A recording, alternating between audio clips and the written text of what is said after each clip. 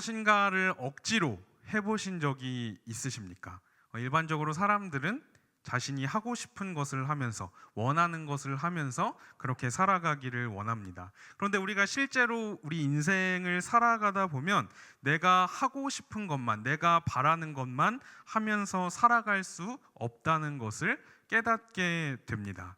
사람의 성숙함을 나타내는 여러 가지 지표들이 있겠지만 그 중에 한 가지는 내가 하고 싶지 않은 것들에 대해서 어떻게 반응하느냐가 아닐까 싶습니다. 이것을 좀 관계적인 측면에서 표현을 하면 내가 싫어하는 사람을 어떻게 생각하고 어떻게 대하느냐라고도 이야기할 수 있을 거예요.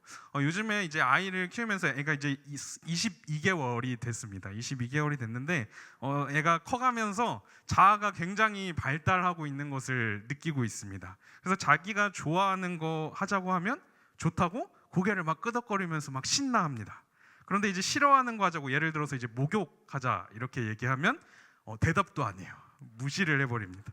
그리고 안 한다 그러면서 싫다 그러면서 막 우는 그런 모습들을 봅니다. 자기가 하고 싶은 것만 하고 싶다는 거죠.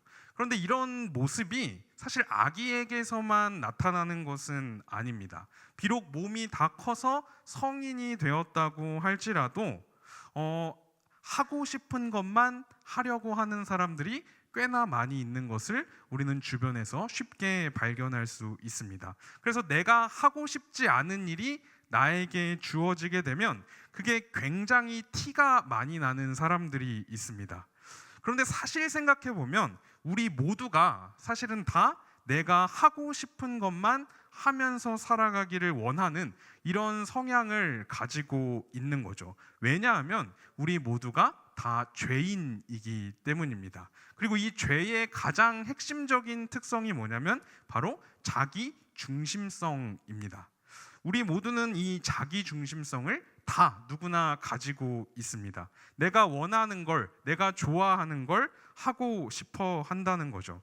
그렇기 때문에 우리는 삶을 살아가면서 반드시 한 가지 문제에 부딪히게 됩니다. 그것은 무엇인가를 하기 싫은 것을 억지로 해야 하는 상황입니다.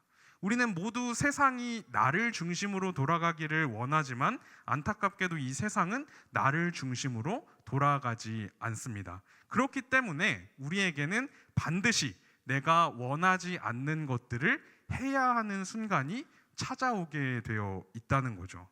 한때 직장인들에게 유행처럼 번졌던 말 중에 가슴속에 사표를 품고 산다, 이런 말이 있습니다. 많은 직장인들이 그 가혹한 한국의 직장 문화 속에서 스트레스를 받아서 회사를 그만두고 싶지만 자신의 그 생계나 책임 때문에 실제로 사표를 제출하지는 못하고 그냥 가슴속에 품고 살면서 참고 견딜 수밖에 없는 그런 현실을 반영한 이야기죠. 농담처럼 퍼졌던 말이기도 하지만 하기 싫은 것을 억지로 해야 되는 그러한 시대적인 상황이 잘 반영되어 있는 말이기도 합니다. 우리는 생각보다 자주 우리가 하고 싶지 않은 일들을 해야만 하는 상황에 마주하게 됩니다. 무엇인가를 억지로 하면서 살아갈 수밖에 없다는 것이죠.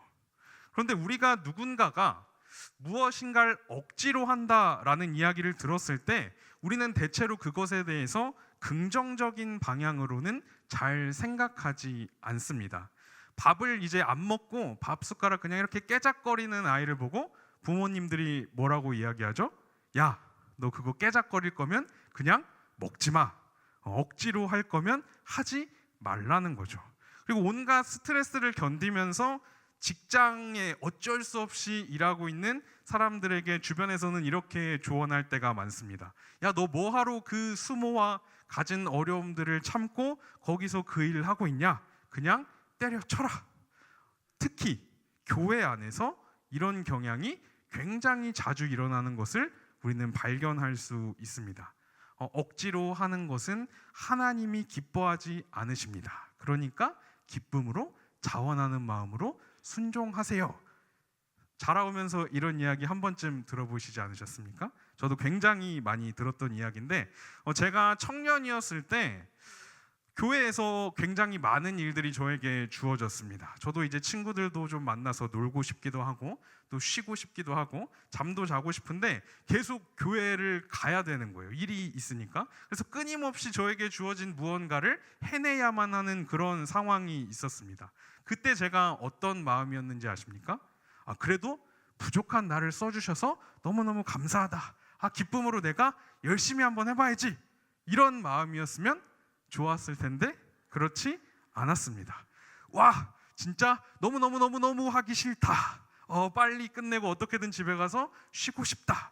이런 마음이 제 마음속에 가득 차 있었다는 거죠. 그러니까 표정이나 태도가 어땠겠어요? 굉장히 하기 싫은 티가 팍팍 났겠죠. 그렇게 꾸역꾸역 그냥 교회에 머물렀었던 적도 있습니다. 실제로 우리가 성경을 보면 억지로 하지 말고 자원하는 마음으로 해라, 이런 말씀들이 등장하는 것을 볼 수 있습니다. 그래서 이런 말씀들을 우리가 한번 보고 생각해 보면 무엇인가에 억지로 순종하는 것, 특별히 신앙의 영역에 있어서 무엇인가에 억지로 순종하는 것이 굉장히 안 좋은 모습처럼 여겨지는 것이 사실입니다. 그래서 누군가가 억지로 무슨 사역이나 봉사를 하고 있다고 한다면 이제 흔히 교회에서 믿음 좋은 분들, 신앙 좋은 분들이라고 하는 분들이 야, 너 그거 그렇게 하면 안 돼, 이런 책망을 들을 때도 굉장히 많이 있는 것 같아요. 신앙의 기본적인 원리는 결코 강압과 억지는 아닙니다. 하나님의 은혜와 그에 대한 자발적인 순종이 이 신앙생활의 기본적인 원리라고 할 수가 있는 거죠. 그런데 우리가 신앙을 가지고 살아간다고 해도 사실 우리가 실제로 우리의 삶을 살아가다 보면, 신앙을 가지고 살아가다 보면 여전히 억지로 또 어떤 강요에 의해서, 강압에 의해서 하게 되는 그런 일들이 실제로 우리 삶에는 여전히 있다는 것입니다. 실제적인 예를 한 가지 들어보겠습니다. 우리 교회에서 지금 하는 여러 가지 양육 과정들이 있습니다.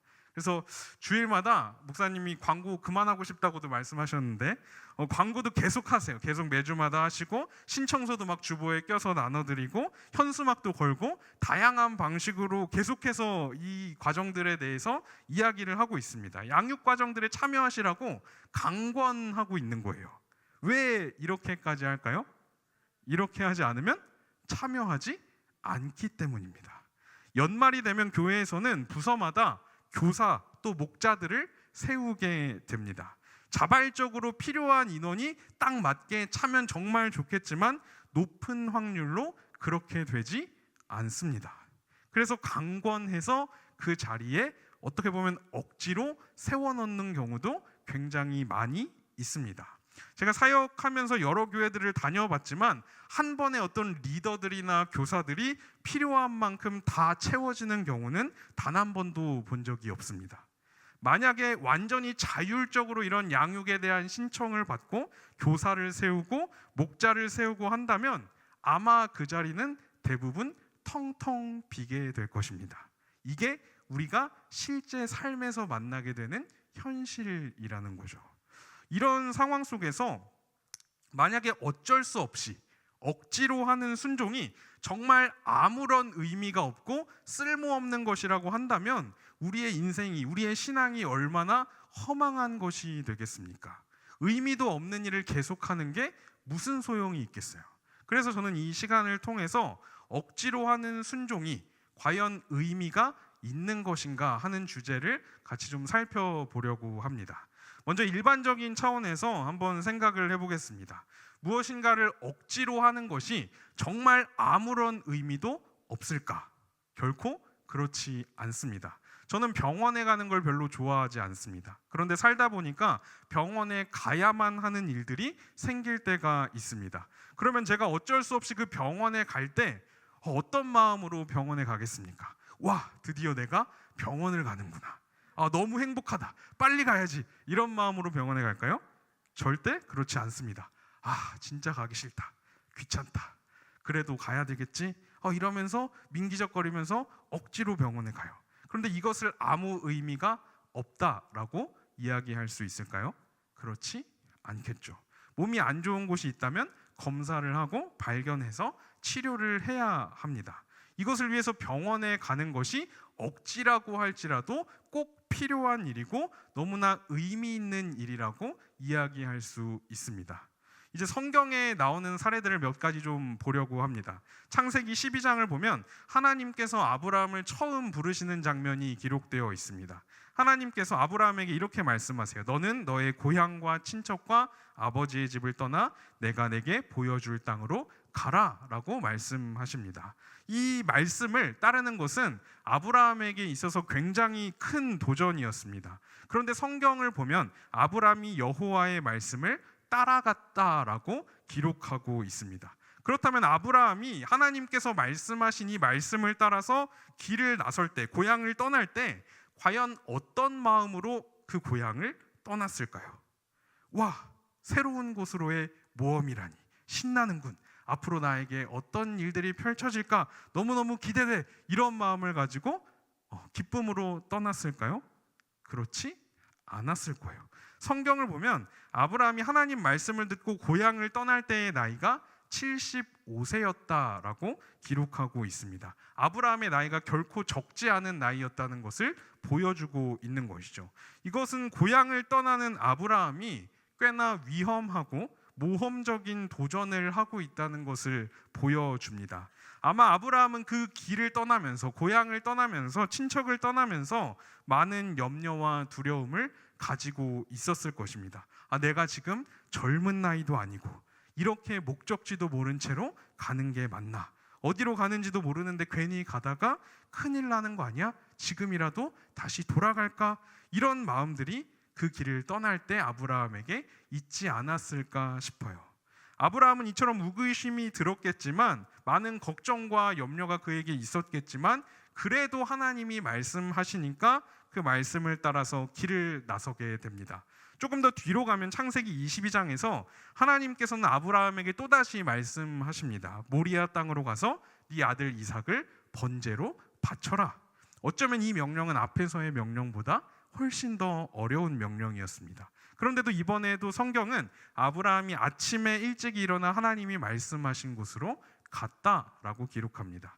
그때 아브라함의 마음이 어땠을까요? 와, 이삭 이 녀석 사춘기에 오더니 요즘에 말도 안 듣고 내 속 긁어놓더니 잘됐다. 빨리 가서 칼로 찔러서 죽여버려야지. 이런 생각으로 아브라함이 이삭을 바치기 위해서 갔을까요?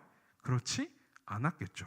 이삭은 아브라함이 100세 때 낳은 너무나 귀한 아들이었습니다. 그래서 하나님께서도 이삭을 향한 아브라함의 마음에 대해서 말씀하실 때 내 아들, 내 사랑하는 독자라고 이야기하십니다. 그만큼 아브라함이 이삭을 사랑했고 자신의 모든 것을 다 주더라도 아깝지 않은 너무나 소중한 아들이 이삭이었던 거죠. 그랬으니 그 아들을 죽여서 번제로 바치라는 하나님의 명령을 아브라함이 따를 때 어떤 마음으로 그 일을 했겠습니까? 마음이 무너졌겠죠. 한편으로는 정말 순종하기 싫었을 겁니다. 어떻게든 피할 수만 있다면 그것을 피하고 싶었을 거예요. 그런데 아브라함은 그것이 기쁨으로 따르는 것은 아니라고 할지라도 그것이 하나님의 말씀이기 때문에 그 말씀에 순종합니다. 히브리서 11장을 보면 아브라함의 이러한 순종을 이렇게 표현을 하고 있어요. 히브리서 11장 8절입니다. 믿음으로 아브라함은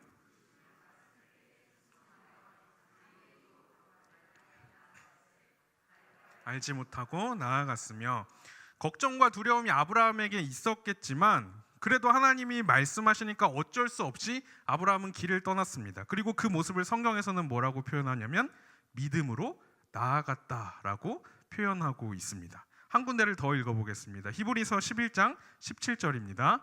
아브라함은 시험을 받을 때에 믿음으로 이삭을 드렸으니 그는 약속들을 받은 자로 돼 그 외아들을 드렸느니라. 아브라함이 어떻게 자신의 그 사랑하는 아들을 기쁜 마음으로 죽일 수 있었겠습니까? 정말 피하고 싶었겠지만 그 이유도 정확하게 알 수 없었지만 그래도 하나님이 말씀하시니까 어쩔 수 없이 억지로라도 순종했을 거예요. 그런데 성경은 아브라함의 그러한 순종을 뭐라고 표현하고 있습니까? 믿음으로 그 외아들을 드렸다라고 말씀하고 있습니다. 신약의 경우도 한번 살펴보겠습니다. 누가복음 5장에서 예수님이 제자로 부르시기 위해서 베드로를 찾아가셔서 말씀하십니다. 깊은 데로 가서 그물을 내려 고기를 잡아라. 그때 베드로가 예수님께 이렇게 이야기를 해요. 선생님, 우리가 밤새도록 수고했지만 잡은 것이 하나도 없습니다. 그러나 선생님이 말씀하신 대로 제가 그물을 한번 내려 보겠습니다. 이때 그물을 내리던 그 베드로의 마음이 어땠을까요? 드디어 진정한 낚시의 고수가 나타났구나. 이분의 말을 따르면 물고기를 엄청 많이 잡겠지. 이런 기쁜 마음으로 그물을 내렸을까요? 그렇지는 않았을 겁니다. 물론 예수님이 무언가 특별한 분이라는 것은 짐작했겠지만 기쁨으로 자발적으로 기꺼이 예수님의 말을 따랐던 것 같지는 않습니다. 이미 밤새도록 수고하고 왔고 몸은 지칠 대로 지쳐 있었습니다. 예수님은 누가 봐도 물고기를 잡는 일과는 거리가 먼 사람처럼 보였고 예수님이 하신 말은 전혀 신빙성이 없어 보였습니다. 하지만 베드로는 그 예수님의 말을 따라 그물을 내립니다. 그리고 수많은 물고기를 잡는 일을 겪게 되죠. 사도행전 9장을 보면 사울은 다메섹으로 가는 길에 예수님을 만나고 눈이 보이지 않게 됩니다. 그때 예수님께서 아나니아라는 사람을 부르셔서 가서 사울을 만나라라고 말씀하십니다. 그때 아나니아가 이렇게 대답을 해요. 주님, 사울에 대한 소문 아시지 않습니까? 그 사람은 주님을 따르던 사람들을 해치던 사람입니다. 또 주님을 믿는 사람들을 잡아갈 권한도 가지고 왔다고 합니다. 괜히 그 사람 만났다가 해코지 당하면 어떡합니까? 이게 무슨 의미죠? 가기 싫다는 거예요. 하지만 결국 아나니아도 사울을 만나기 위해서 갑니다. 자신은 가기 싫었지만 그래도 예수님이 말씀하시니까 어쩔 수 없이 순종한 거예요. 성경에는 몇 가지 사례들을 살펴봤지만 이처럼 의심 가운데 어쩔 수 없이 어떻게 보면 억지로 순종한 경우들이 굉장히 많이 등장합니다. 그리고 놀랍게도 성경은 하나님께서 이렇게 억지로 행한 것처럼 보여지는 이러한 순종들을 통해서도 역사하고 계신 것을 분명하게 보여주고 있습니다. 하나님께서는 아브라함의 순종을 통해서 하나님의 언약을 이루어 가셨습니다. 베드로는 예수님께 순종함으로 예수님의 제자가 됐고 주님의 교회를 세우는데 아주 중요한 역할을 감당하게 됩니다. 아나니아의 순종으로 인해서 신약의 절반 정도를 기록할 그 놀라운 사도 바울이 세워지는 역사가 일어나게 되었습니다. 그런데 이러한 사례들을 우리가 한번 보면 놀라운 공통점이 존재합니다. 아브라함이나 베드로나 아나니아나 모두 어떤 면에서 억지로 순종했습니다. 그런데 이들이 누구의 말에 순종한 것인지를 우리가 기억할 필요가 있습니다. 이들은 모두 하나님께 순종했습니다. 그들은 자신의 본성을 억누르고 하나님께 순종한 것입니다. 하나님의 말씀은 분명히 그들이 기대했던 것과는 달랐습니다. 그들이 바래왔던 그러한 모습은 아니었습니다. 그래서 그 일에 대해서 하기 싫은 마음도 있었을 것이고 두려움과 걱정과 염려들도 가지고 있었습니다. 하지만 그들은 결과적으로 그들이 하나님께 순종했고 그러한 순종은 자신의 본성을 억누르고 하나님의 말씀에 순종한 것이 되었다는 거죠. 그래서 성경은 이것을 억지로 했다라고 표현하지 않고 믿음으로 한 것이다라고 말씀해 주고 있습니다. 믿음으로 살아간다는 것은 결국에 나의 본성, 나의 뜻, 나의 생각을 내려놓고 하나님의 말씀대로, 하나님의 뜻대로 살아가는 것이기 때문입니다. 마태복음 5장부터 우리가 흔히 산상설교라고 하는 예수님의 긴 설교가 등장합니다. 예수님께서 하신 이 설교의 핵심적인 주제는 하나님 나라였습니다. 예수님께서 이 긴 설교를 통해서 하나님 나라가 무엇이고 또 하나님 나라 백성의 삶이 어떠해야 되는지를 말씀을 해주십니다. 그런데 예수님께서 5장의 마지막 부분을 보면 이런 말씀을 하신 적이 있으세요. 마태복음 5장 39절 같이 읽어보겠습니다. 나는 너희에게 이르노니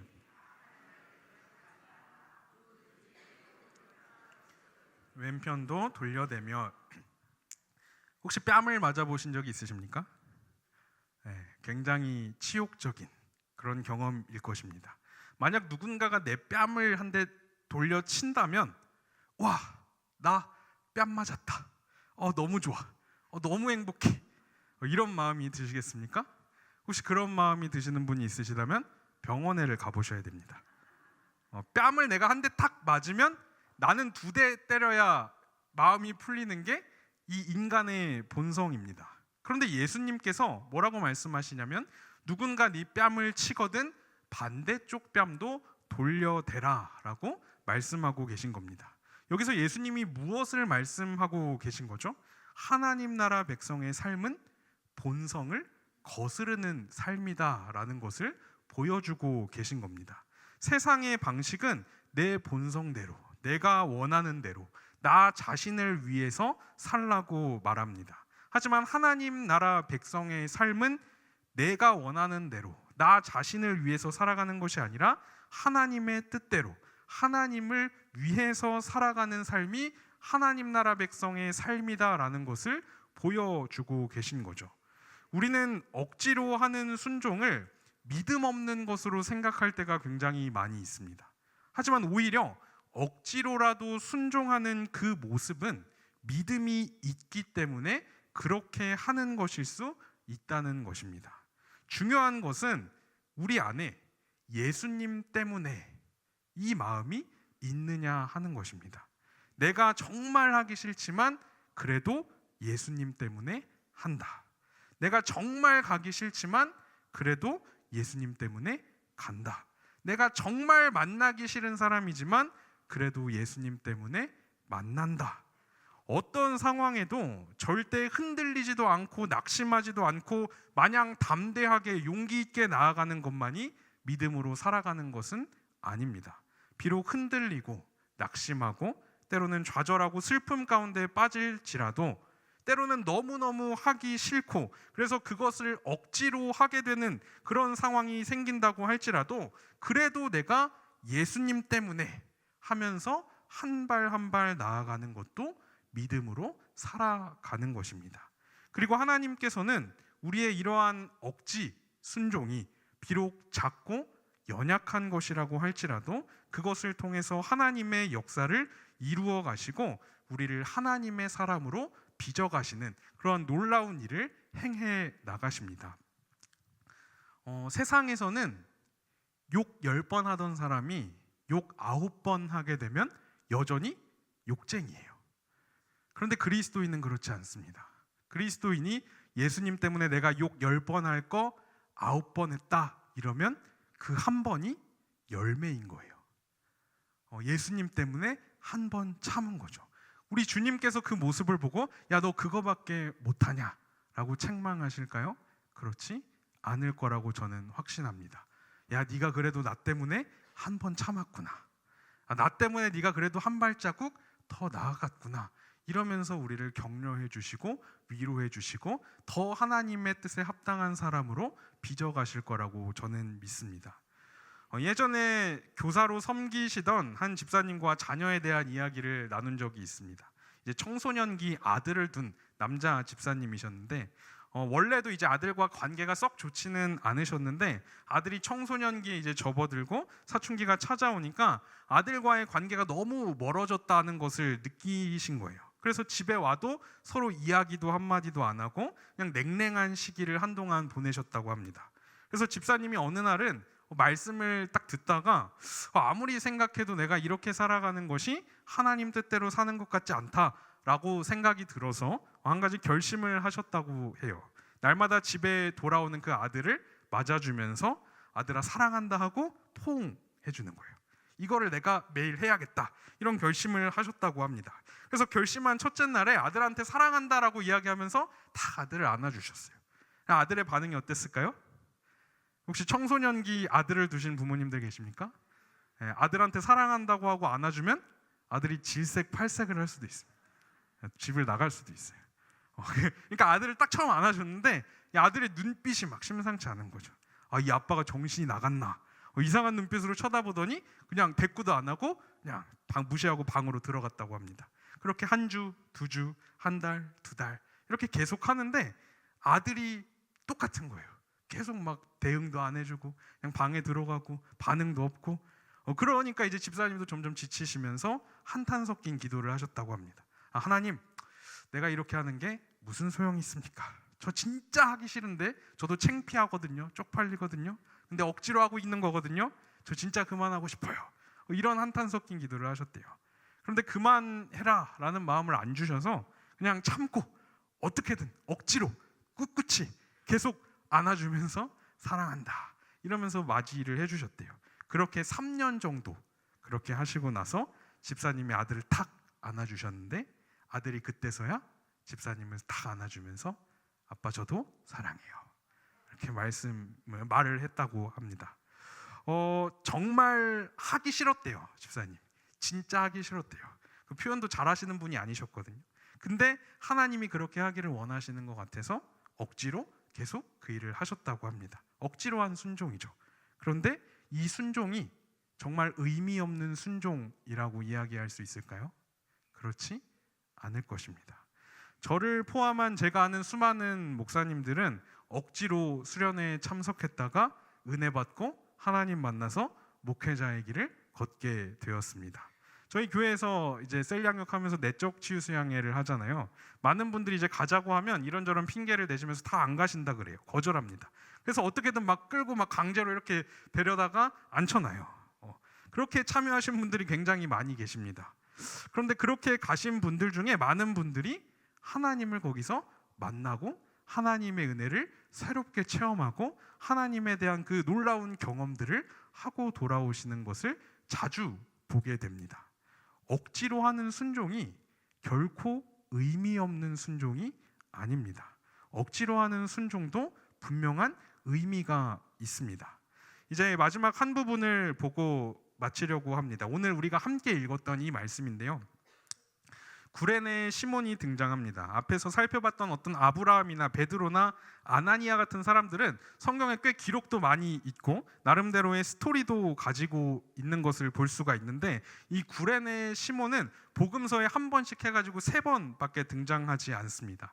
그래서 이들이 앞에서 봤던 그 인물들은 억지로 그 일을 했다라는 기록이 전혀 없지만, 이 구레네 시몬은 예수님의 그 십자가를 억지로 졌다라고 성경은 분명하게 기록을 하고 있습니다. 다른 번역에서는 이것을 강제로라고 번역을 하고 있기도 하고, 또 누가복음에서는 시몬이 군사들에게 붙잡혀서 십자가를 지게 됐다라고 표현하고 있기도 합니다. 그러니까 이 시몬은 지금 십자가를 지고 싶어서 진 것이 아닙니다.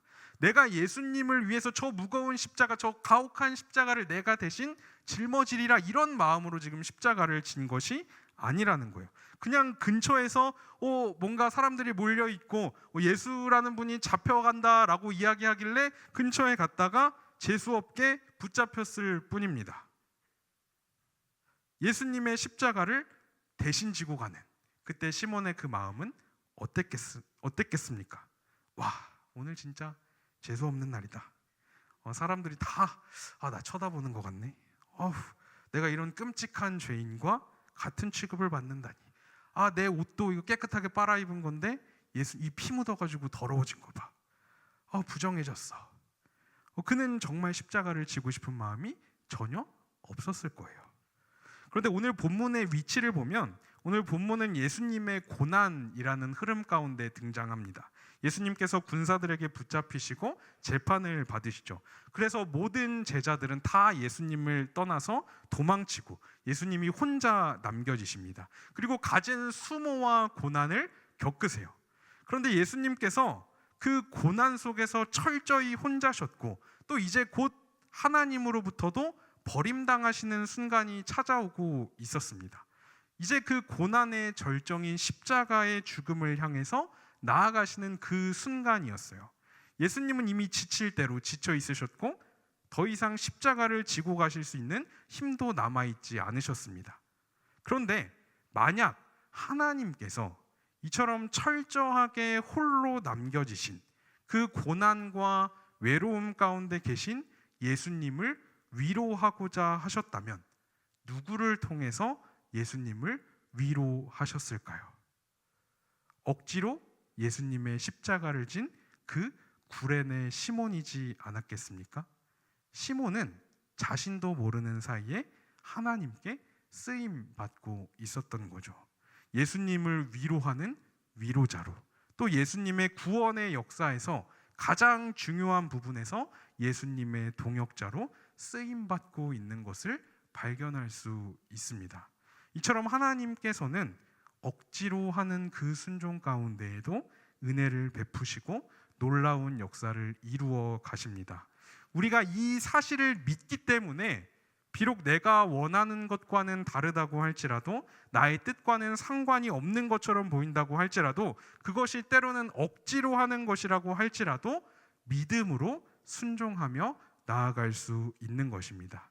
이처럼 억지로 한 순종도 분명히 의미가 있고 하나님께서는 이러한 순종 또한 사용하십니다. 그런데 우리가 기억해야 할 것은 무엇이냐면, 억지로 하는 이 순종이 우리가 머물러야 하는 상태는 아니라는 것입니다.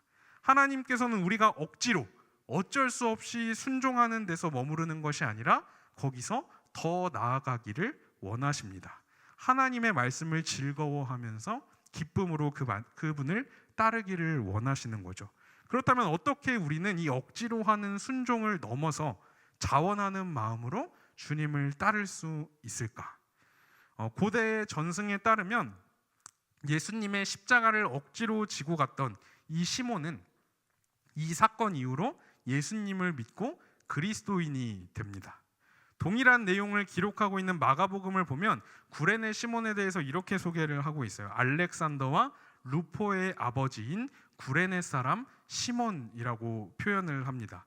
또 로마서에서 바울이 루포에게 문안하고 있는 것으로 봐서 루포의 아버지였던 이 구레네 시몬이 그리스도인이 되었을 것이라고 추측하는 것은 충분히 짐작해 볼 수 있는 내용입니다.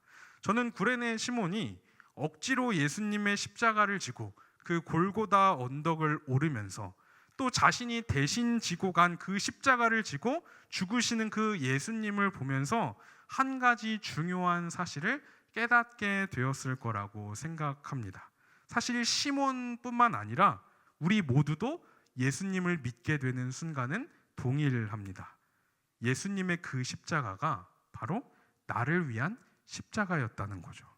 자신이 예수님의 십자가를 대신 지고 간 거라고 생각했는데 사실 알고 보니 그 십자가는 죄의 대가로 내가 짊어지고 가야 할 나의 십자가였고, 예수님께서 바로 그 십자가를 나를 대신해서 짊어지고 계셨다는 그 놀라운 진리를 깨닫게 된 것입니다.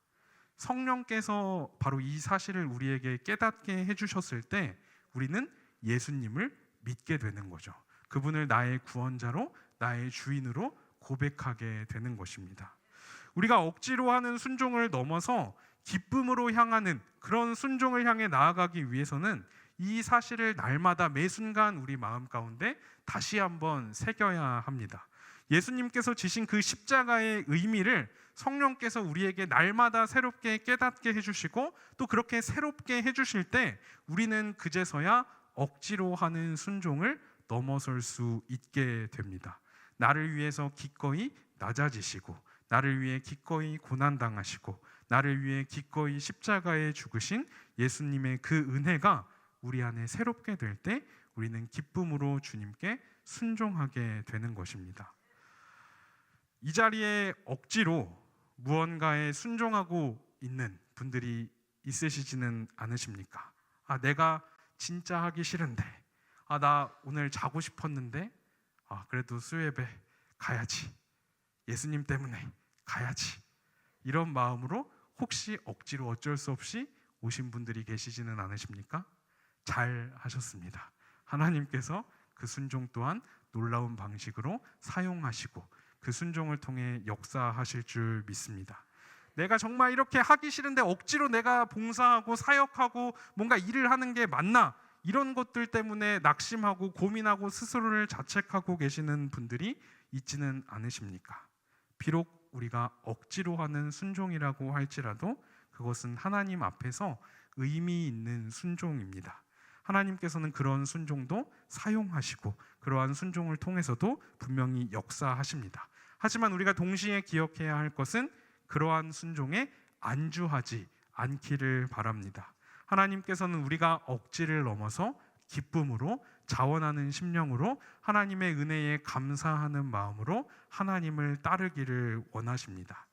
예수님께서 우리를 위해 기꺼이 십자가를 지셨던 것처럼 우리도 예수님을 위해 기꺼이 그 믿음의 길을 따라갈 수 있는 그런 우리 모두가 되기를 소망합니다. 기도하겠습니다.